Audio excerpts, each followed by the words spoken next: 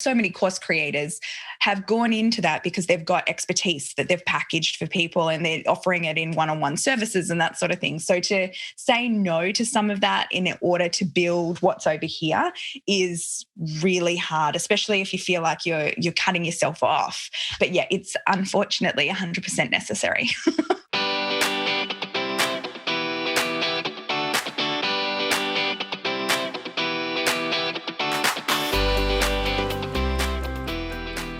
Well, hey friends, welcome back to another episode of the Heather Sager Show. I am joined today with a friend from the other side of the world, Tina Tower. Welcome to the show, my friend. Thanks, Heather. I'm so excited to be here. I'm excited for your accent for the next 45 minutes. That's my favorite part about our conversations, beyond like the really good insight. Of course. Love to share around business. But let me give a little bit of context and do you a solid by giving you the official introduction so you don't have to brag about yourself. I will do it for you. So I always feel like when people are doing the intro and sitting there and I kind of get I go, that chick sounds so cool. Like the highlight reel. The question, who are you and what you do? And people go in these rabbit holes forever. So we have some good stuff to talk about today, specifically around the book writing process. I have so many questions for you and I want to get to that. So let's talk about this a little bit. You and I met, interestingly enough, about a year and a half, maybe almost 2 years ago, where I was looking for a Kajabi designer because I made the decision to move from WordPress to Kajabi of all random specific things. So I found you. You and I had like a Zoom call, I think on a Saturday afternoon randomly, right? And I'm like, I love her. How can I work with her? So you and your team designed my website, which isn't what you do now, but I think it's hilarious that we started together so long ago. And I love it. In that time frame, my business has exploded in a beautiful way, and you have been doing so many incredible things. So you have a 7-figure business as a business strategy and mentor. You also an author of one book, One Life, How to Have the Life of Your Dreams, which we're going to talk about today. And you have another book coming out in July, right? Yes. Yes. Okay. I've had write a book. Well, it's a little bit more detailed than that, but on my dream list for 3 years that I haven't even thought about what it would be about. So I'm excited to selfishly to ask you all the questions today. But you have all these things going on. You have your own podcast, which is out of this world. You have all that information on your blog. The thing that I love most about watching you grow in business is you are deeply passionate about helping women business owners. And I love that you have this personal mission to help 25 female entrepreneurs hit the $1 million revenue mark in the next couple of years. 100 women by 2025 is you the have mission. To update your one sheet because your one sheet is 25 and your big bold goals are growing faster than your PDF. Yes. 100. 100. I love that. Okay. Tell me what motivated that specific mission for you. This idea of I want to help 100 women hit that $1 million revenue milestone within the next few years. So much. So one of the main things is women that hit $1 million on Kajabi make up a very, very small minority, like less than 10%. And so that's not good because women are starting businesses at a faster rate than men are, but not going big, not scaling because there's so many other mental blocks and roadblocks and we carry the mental load. And we know that it's better for the economy when women have wealth. So I just want to help people do it. Yeah, I love that specific little insight. You just like little nugget there, but you know the numbers for Kajabi. Like they talk about how many Kajabi heroes they have at different levels. You know, I was really surprised to see when I hit the 100K Kajabi hero mark last year. I remember going, "Ooh, there's a private Facebook group just if you're at that level or higher." Yeah.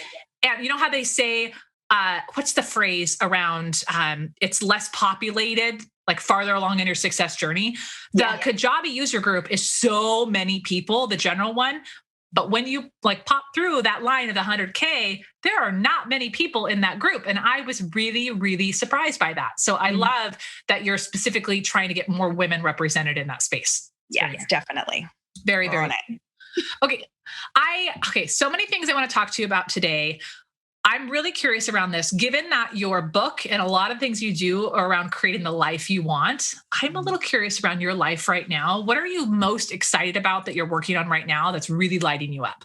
In business. Mm-hmm. I'm like in business, in life, in all the things. All the things.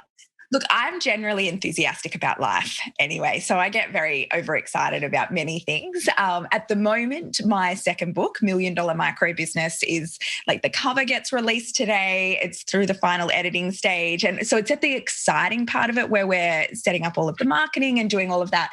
So I'm really pumped about that. And then I'm going into launch for my mastermind, Her Empire Builder, which is the fulfillment of the mission that we have. So I've got 52 women in there now. And we're hoping by the end of launch to have around that 75, 80 women. And then once we reach 100, it'll just be working on them to get it up there. So it's very exciting. It's very exciting just to see, like we've got people, obviously with that many people are launching all the time. And one lady that just closed her launch that, only 6 months ago, she wasn't even sure how she was going to go. And I'd say, you can get this many people. And I believed in her more than she believed in her. And she's just closed it. And then she took her family away to a hotel room with her 2 kids. And they've got photos of them popping champagne. And she's just, I knew she could, but she now knows she can. And just seeing this transformation in people all the time and realizing what they're capable of, and then seeing the confidence grow and setting their sights further with knowing that it's not going to kind of destroy their life too, which I think is the fear a lot of women have. Yeah, I agree with that. I think that piece around the fear, the success. I talk to a lot of entrepreneurs and they're like, no, I don't really fear that. But when you start having conversations around what it takes to run a business, we create pictures in our head based around what we see online. And let's be honest, what we see online is a lot of men hustling, bragging about their work trips, bragging about hustling, like using that word, bragging about working all the hours, working harder. And the lifestyle entrepreneur it's kind of laughable because you see pictures of people in Bali doing nothing. And that doesn't really resonate, I think, with most of us. And so there's these two extremes and we have to try to figure out where it is in the middle. So I love that you're creating not only a picture of that for women, but you're now doing what you're doing right now, which is sharing those real stories, because the more that we share that, the more other people will see themselves in that and see there's a different way to build a business. Yeah, completely. Yeah, I love it. So I'm curious, knowing that when you and I first worked together, you were specifically running it like a Kajabi agency, creating things. And you also had like a program where you were teaching people how to create courses on Kajabi.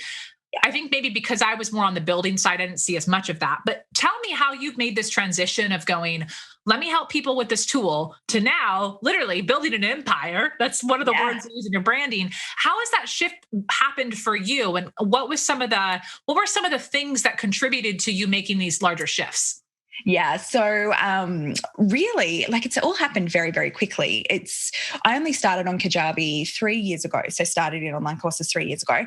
And that was because I had sold my previous business, which was a larger business. And then we ran away from life. So we went around the world for a year and we traveled to 28 different countries, which now in COVID times, oh my gosh, I'm so thankful that we were able to do that. But yeah, so we did that. And then because I was coaching people along the way and I was getting a lot of requests for different things and I couldn't scale as much. So I put it all into an online course. So that was really how it started. And then a lot of my clients were saying, hey, because it was all for service-based businesses. So they were going, I want to add an online course element for my service-based business. Can you show me how to do that? So I started an 8-week course called Idea to Launch, which is now like phased out. But I started that would walk people through the creation of their first course. And then, of course, when people would go through that, they're like, that's all well and good. Hey, can you build the Kajabi side for me? And I actually love like tinkering. It's my favorite thing, sitting there making it. And so I just started building, and it's something that comes quite naturally to me. And so that kind of took off. And then when COVID hit, we had, what did we have? In the span of a week, we had 17 people buy a website package because they needed to get online or they were going to lose everything. Yeah. And so that kind of smashed us where we were going, okay, well, we've got to do this so fast. And then I hired other people to do it. And that was kind of the thing in going, okay, this is now getting out of hand and we're becoming known to being an agency rather than what I wanted to do, which was help people grow online courses. So we started kind of phasing that out a little bit. And then all the graduates of my course wanted further things. So then I started a mastermind in, when did we launch? We were supposed to launch in the US in March 2020. Impeccable right? month for launch. I was there. I was in Palm Springs, and I got an email from the Australian consulate saying on the 12th of March, get on a plane and come home. And so I did. And then obviously all those plans got scrapped, and I ended up pushing it back and launching online in June, which was great. And, so it's been this whole thing. And now I love it so much. It's kind of, you try lots of different things in business and life, and then you find your thing and you're just like, oh my God, I was born for this. Everything I've ever done has been training for this. And so now I've literally just gone along and kind of killed off everything else that's distracting me from that one thing. Yeah. So that's how we got here. Was it hard to say no? Because I'm thinking, if you had 17 people in line, like cash in hand, build me a website, how did you navigate that, walking away from people throwing money at you to this idea of starting a mastermind that you quite frankly didn't know if it would stick? Yeah. How is that for you? Because I think a lot of times as entrepreneurs, we love the idea of we see this purpose, we see this idea, but we're totally scared because safety's over here in what we've been doing or what people want us to do, but it might not be aligned. So how did you navigate that? 100%. That is such a good question, because I know a lot of people go through it, and it is, I would have people call me and say, look, I really want you to do it. And I'd say, look, I've got no capacity. And they're like, what will it take? I'll pay you 5,000. I'll pay you 7,000. I can't. And then the eyes. I know. And I go, and then I get off the phone and be like, oh my God, I can't say no to this money. I should say yes, and I should do that. But I also know I've been in business 17 years, so it's been a long time. And I know that when you spread yourself too thin, nothing goes as well. When you double down on the one thing and you're super clear and you've got massive clarity and you're like, you know what, this is who I am, this is what I stand for, this is what I do, that part's going to grow. And it's a catch-22 because you kind of have to do that before it's going to grow and get that traction. But it's so hard to kill off. We were doing about $120,000 to $150,000 months combined with the services and with the courses. And then we stopped that and went down to $60,000 months, which I know is still a lot of money. Still a lot of money, but that, thinking about that, anybody hearing is good, oh, that's still a lot of money. But also, if you've grown your business to 6-figure months and then taking a step back, that's got to be that's So it took me 4 months to get back to 6-figure months again. So not long in hindsight, but in that time when I was there and doing that, and I'm going, oh my gosh, is this going to work? Is this going to work? What's going to happen here? And I've got staff to pay and, all of the different things. It was scary. You've got to back yourself, you got to back yourself. And if the worst was going to happen and I ended up not doing well, then there's plenty of people to just call and get the job back. Then do it again. I'm reminded, as you were talking about the dollar amounts and throwing money, 5,000, 7,000. I read, I think it was in November, December, I read Matthew McConaughey's book, Green Lights. Have you read that one yet? Oh my gosh. No. The audio version, for anyone listening, if you're going to buy that book, which you should, get the audio version, Green Lights. His voice telling the stories is incredible.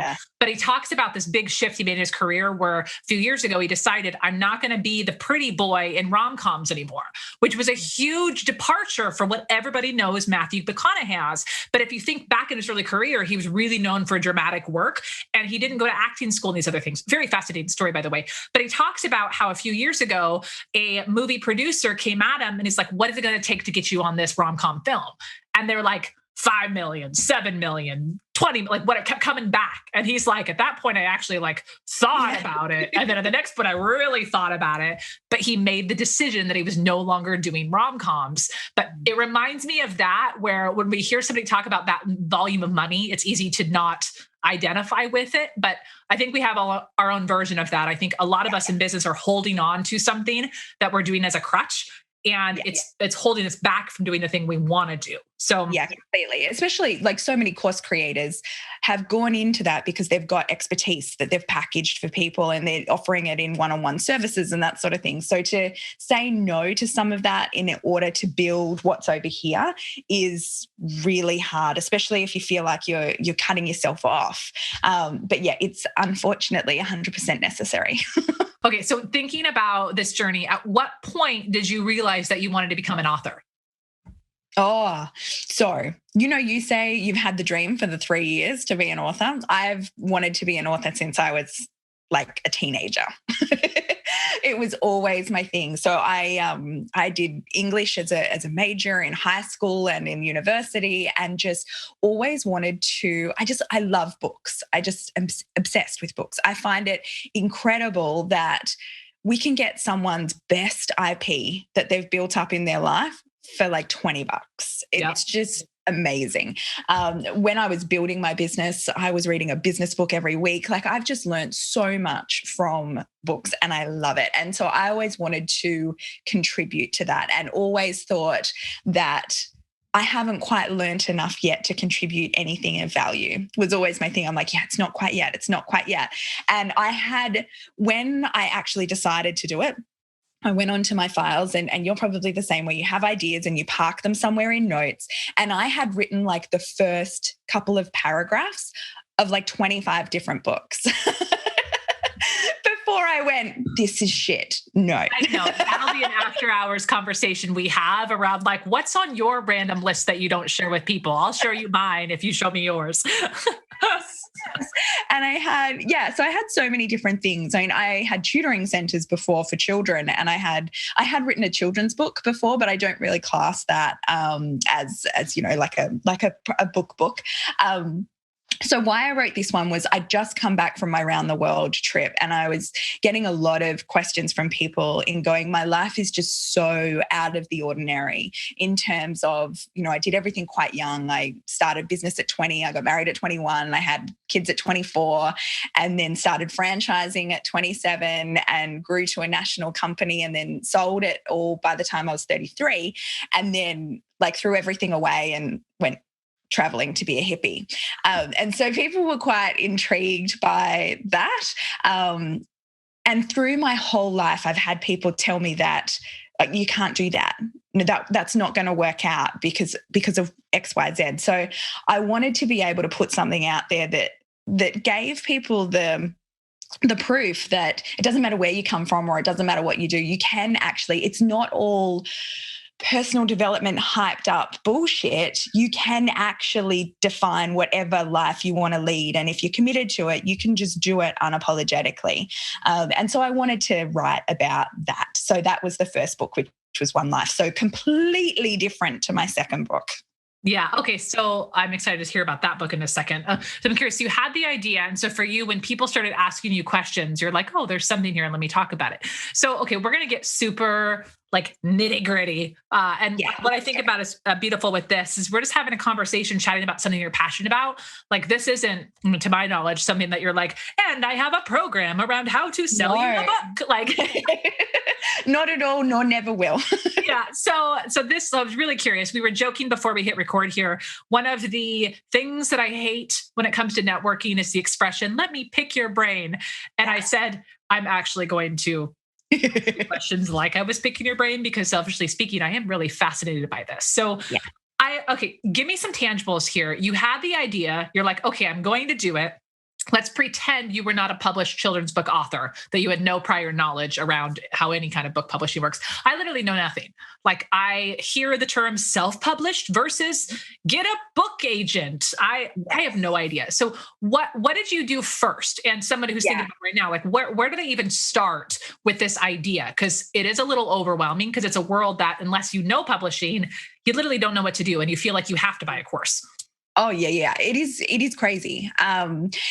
So what did I do first? I mean, one of the first big decisions is self-publishing versus publishing. And I ended up doing hybrid publishing. So I'll talk about that too. But how I got into that was I literally did exactly as you are doing now, said, I want to write this book. And then I wrote down everyone that I knew, or everyone that I knew someone who had written a successful book. Great. And did say, can I just ask you a few questions about your book and how you got started? And I was trying to work out whether to go self-publishing or publishing. And so that was a lot of the questions around it. And I literally just asked everybody, and everyone was so gracious and gave me all the answers that I needed. And then I decided on hybrid publishing. So first I got a publishing deal with a publisher, which was great. And then went through the contract and all of the rules, and everything was just like, oh my gosh, I can't do it. I don't want to do it. I am a control freak. And I also didn't want to wait. So a lot of the time with the publishers, their runway is like 9 to 12 months. And I was in a real even like 2 years. Like I see books like that are out. I know quite a few authors that have their things almost 3 years out. Yes. Yeah. So nothing in my life can I wait that long for. And so now I want it now. Like even going as fast as it did, it still took like 6 months. Anyway, so I decided to not go with a publisher route. I also didn't want to, so many people said you will never make money from books. And I'm very commercially minded and was like, I'm not spending all my time on doing something that I'm going to make $0 on. I love that expression. I am commercially minded. Cheers to that. And teaching more women that it's okay to think that way. Yeah. But after I'll touch on the difference between that and why I decided, because this second book I'm going publisher route. So there's a reason for that. But so I decided to do that. And then what I mean by I went hybrid was I got a book coordinator. So I got someone who knew what they were doing. I paid her about, I think $5,000-$6,000. And she organized like the cover designer, the copy editor, the structural editor, the distribution, how to set up Audible, all of that sort of stuff. Because literally, like you said, there's so many things and I just didn't know. So rather than doing all of that, I paid someone to be able to give me all of that direction and coach me through the whole thing, which I loved. She was worth every cent and then some. She's absolutely fantastic. And just otherwise I wouldn't have been set up. Like the editor was amazing, but I wouldn't have found the right editor to do it all. So yeah, that's why I went kind of that stage at the beginning. So the book coordinator, they help you with the timeline, the editor, the launch, like they're kind of like your soup to nuts coach person, totally.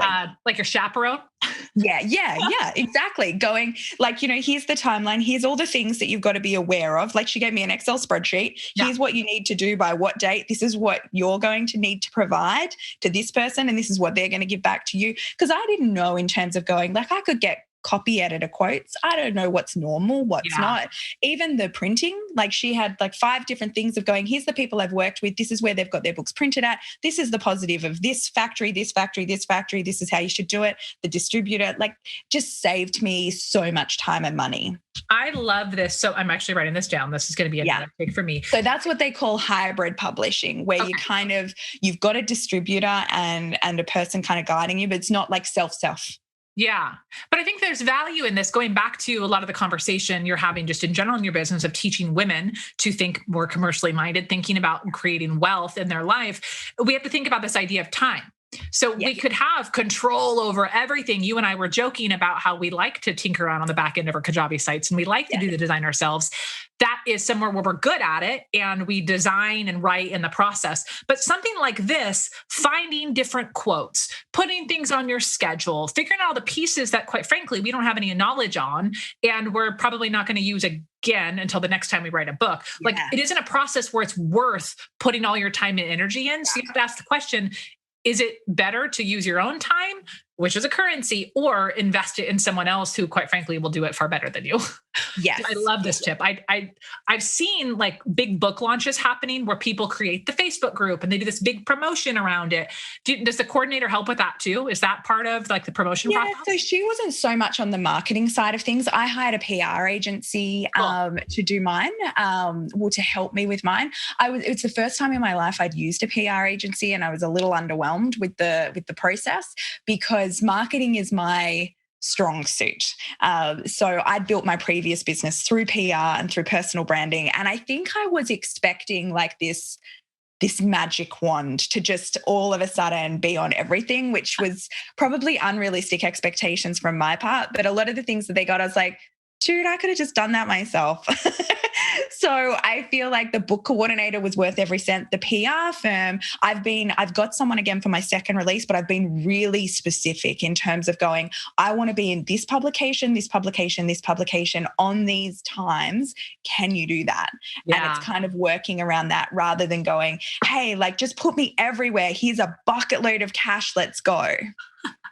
Good delineation though between when there are different areas of our business, using the book as the example, where we are more passionate about, where we have experience on, and we have like a specific taste. So whether that's you have a specific design eye, or you really want your copy written a certain way, or your schedule a certain way. I think a lot of times when we hire contractors, and it's on something that we really want control over, but we want somebody to read our minds and do it the way we would. I think we set ourselves up for kind of a terrible situation for them and us. So really smart on the second round, learning from that and saying, okay, now how am I more specific around what my expectations are, to let them do what they can do best, but within the lane that you want. Yes. Yeah, that's it. Yeah. Okay, I love that. So, okay, you mentioned before, why don't you briefly give us a quick little tutorial here? You mentioned the differences between the self-published, the hybrid, and then the going with the publisher. Can you just give, for somebody who's totally new to this, who's thinking about writing a book, just like the 1 minute, what are these things and how they might be making a decision around what's best for them? Yeah. So main reason it's better to go self-publishing over publishing is you get control over everything. So the cover, like my second book cover, it took me a while to fall in love with it. There was a bit where I was going, I don't love it. But you kind of don't have the final say on there. Whereas my first, like I could do whatever I wanted right in line with my branding. So you're putting a lot over to them and trusting their expertise, which you have to do. And they are the experts in it, but you have to abdicate control of that a little bit. Self-publishing, you also get, it's like a reversal of cash. So when you sell the book with self-publishing, it costs you about $2, $2.50 to get it printed. And then you're paying the distributor another $2, $3 per book. It's going out. All the rest of that is yours. So you're getting quite a big chunk of it. And then bookstores, most of the deals with bookstores is you're getting around 40% of the retail price back to you. So it's quite good. With publishing though, completely the reverse. When you sell a book, you get your $2. So instead of it only costing you $2, you only get $2, which is why they say if you go a publisher, you're never going to make money on a book. But what you do get is massive distribution. So with my first book, I went hard on trying to get a lot of distribution, and I got a few of the major book chains in Australia, but not all of them, and it wasn't pushed. So I couldn't get on, like, you know, in the bookstores and they've got the big shelves like this week new, and it's like prominent. Yeah, I could not get any of that. And they wouldn't put me in their catalogs, like all of those different things. I couldn't get into the airports.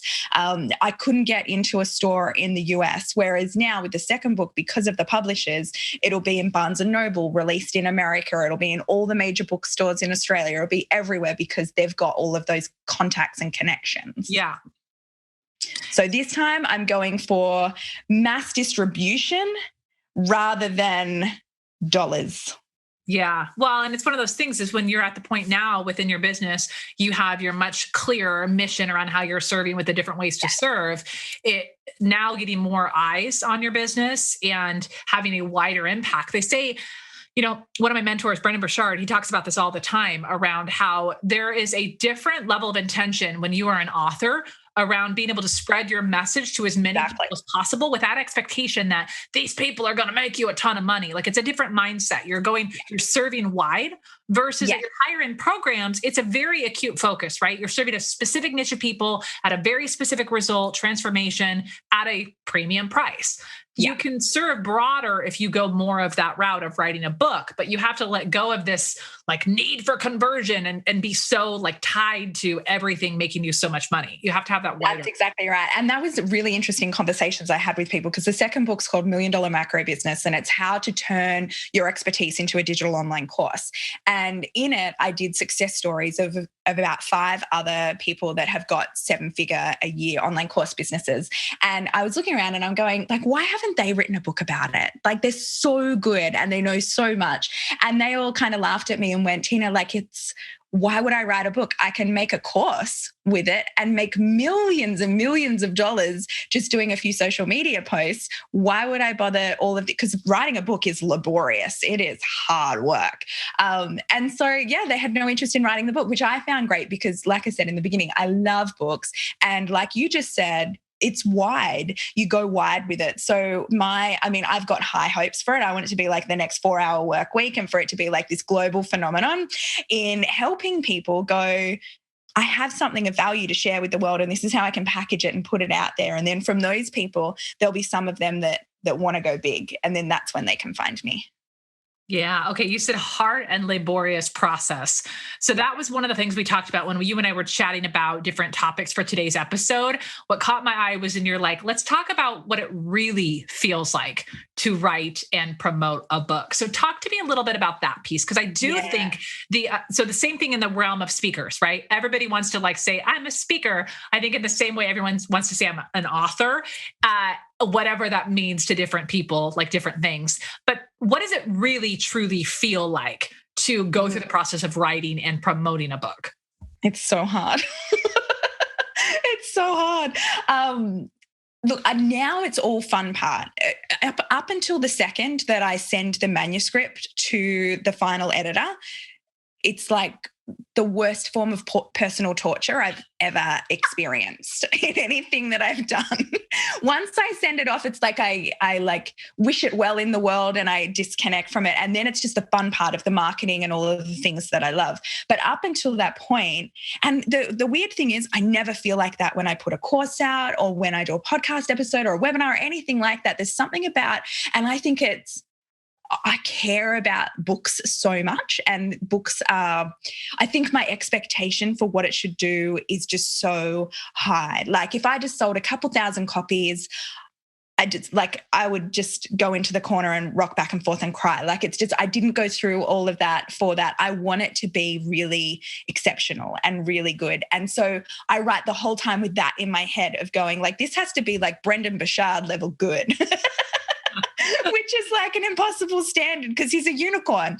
But that's what's in my head all the time. So it's really hard to go through the process and write it and then not look at it and silence the voice in your head that writes a sentence and goes, that is shit. This is so bad. You are such a loser. People are going to read that and just think, oh my God, who does she think she is? This is awful. You should just stick this thing on the fire right now. Just step away, go back to what you're good at and forget about it. So I know that sounds so horrible, but it is actually what happens. That's the voice in our heads, right? It's so mean. She's a real bee. Like, but it is a thing. That's how, I mean, you think about people writing a newsletter or writing other forms of content, like that's how we talk to ourselves, which is so ridiculous. So I would imagine a book is like the longest email newsletter you've ever written in your life. Like, there's something about books too that are really intimate and vulnerable. I think about some of the most profound thought leaders and mentors that I've ever had.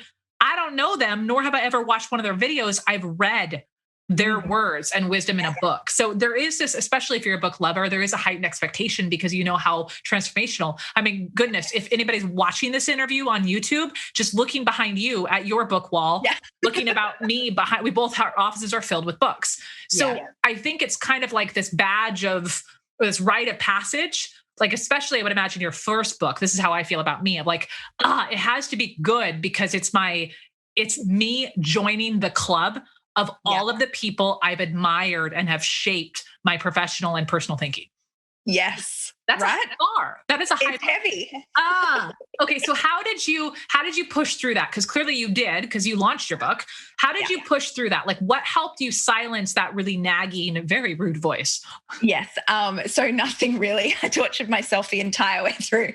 But honesty. I love the honesty on this. I mean, I hate that you experienced that, but I love that you're sharing that fully. It gets to the point where it's ridiculous because it's not like I haven't dealt with self-doubt before. And I'm really conscious of the words that I say to myself and what I do. And I can usually change my mindset and change my state really, really fast. Like I'm practiced in doing that. And it was really quite hilarious. Sometimes you observe yourself and you're like, oh, dude, this is ridiculous. Like, what are you even doing? And I would be on the verge of tears going, I can't do it. But at the same time going, you're amazing. You can do it. No, I can't. Like, it's next level.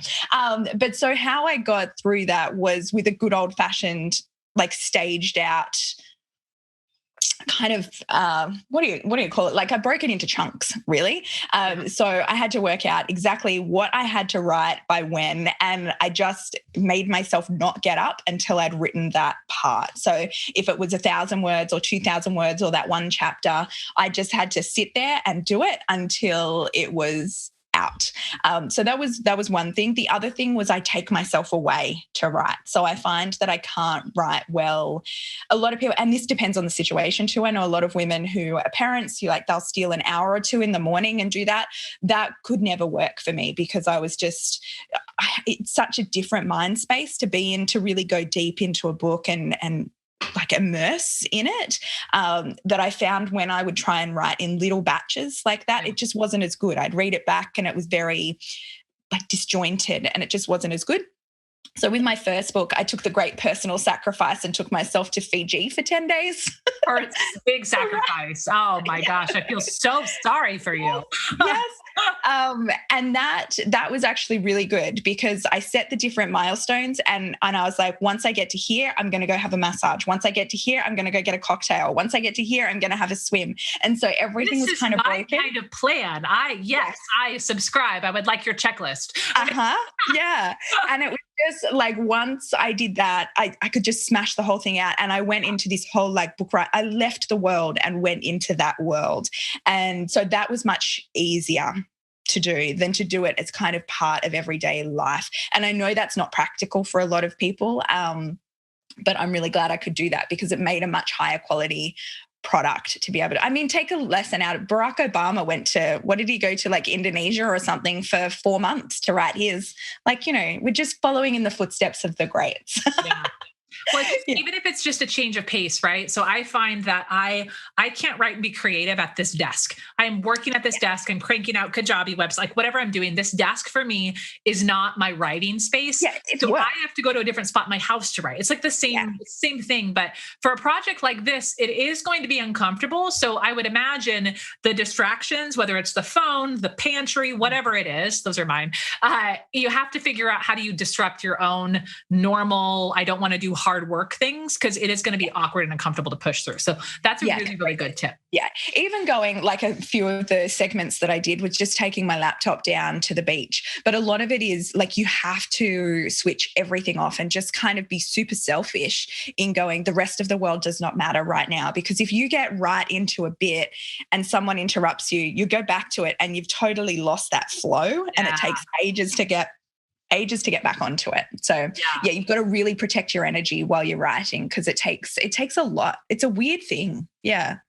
I think it's one of the things I hear that a lot from authors. I hear that a lot, whether like Bernie Bouchard talks about, he has a writing house in Hood River, Oregon.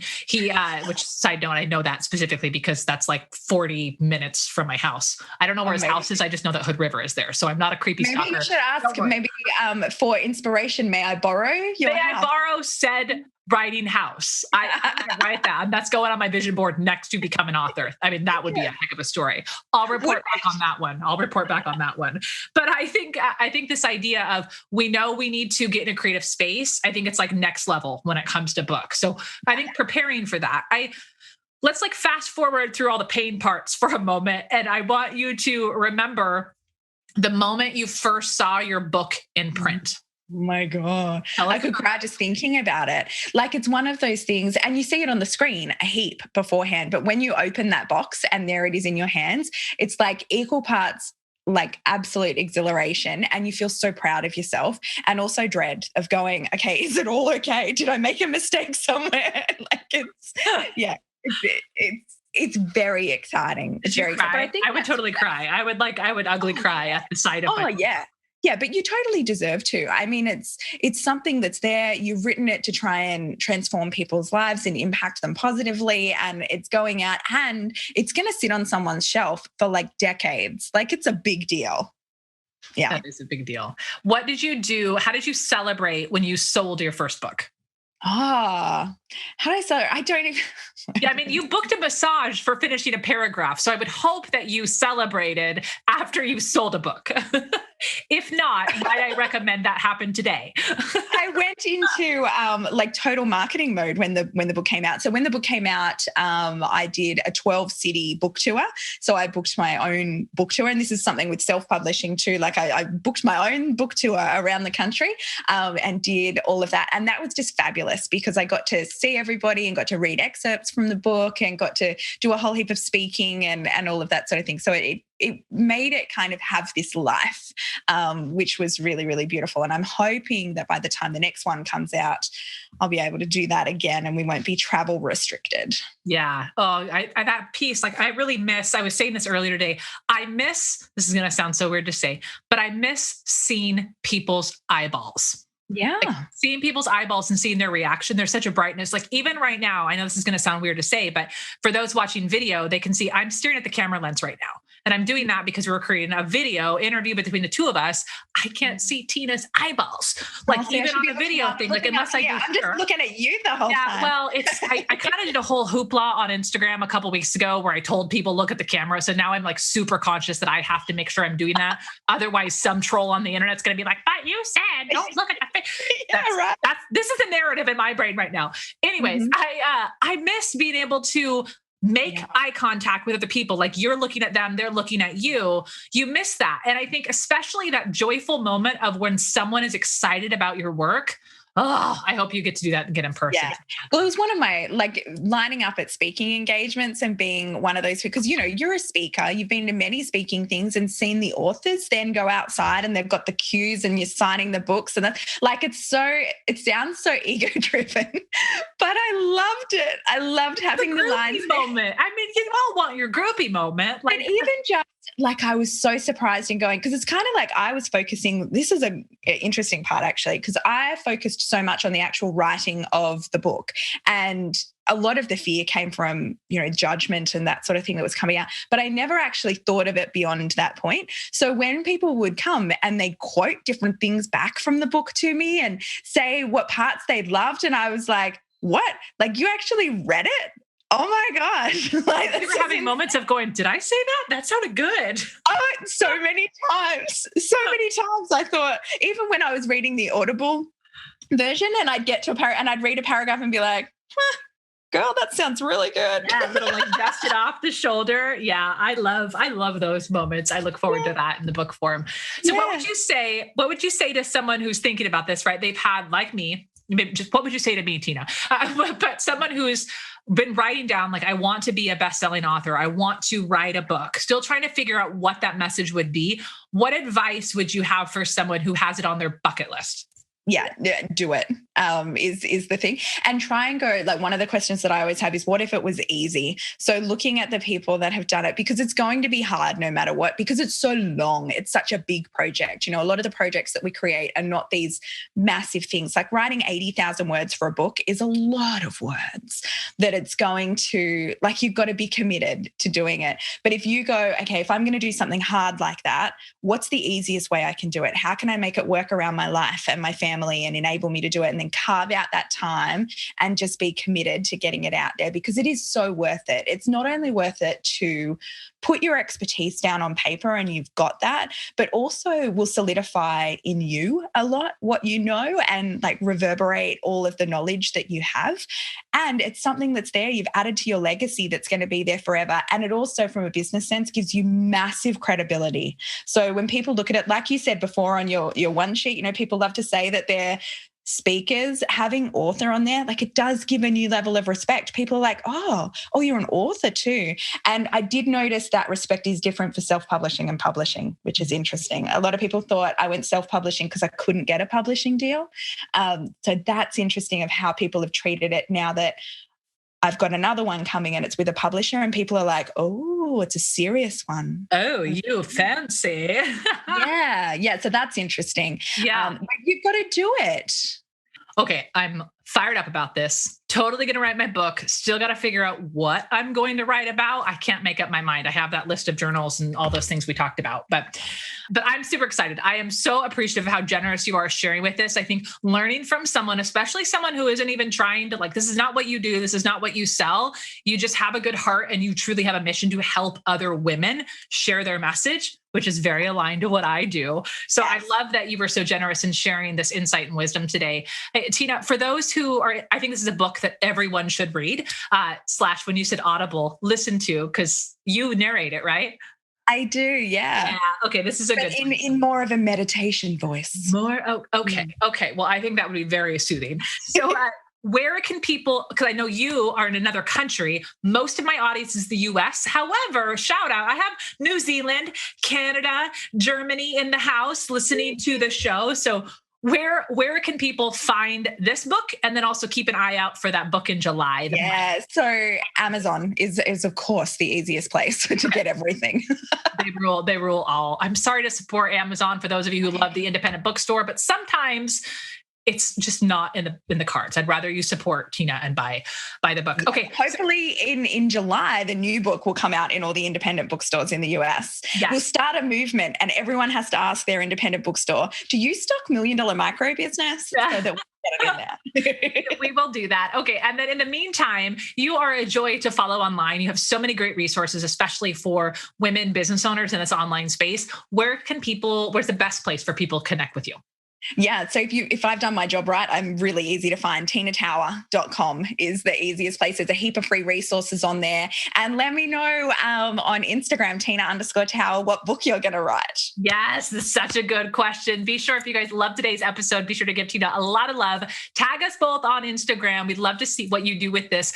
Also, I'm actually really curious. The question I'm going to have for those who stick with us to the end, you talked about like the real feeling behind the scenes. For those listening who are thinking about writing the book, I want to know, like, are you committed to like the real, like hard part, or like what hard parts of your business have you gone through? I just want to hear some stories around that, because I don't think people are talking about it. Yeah, I love it. And I can't wait to read your book. Me too. I can't wait to read my book. I got to write it first. All right. You are a gem. Thank you so much, Tina. Everyone, thank you so much for sticking around to another episode. We will see you next week for another round of the Heather Sager Show. Bye, friends.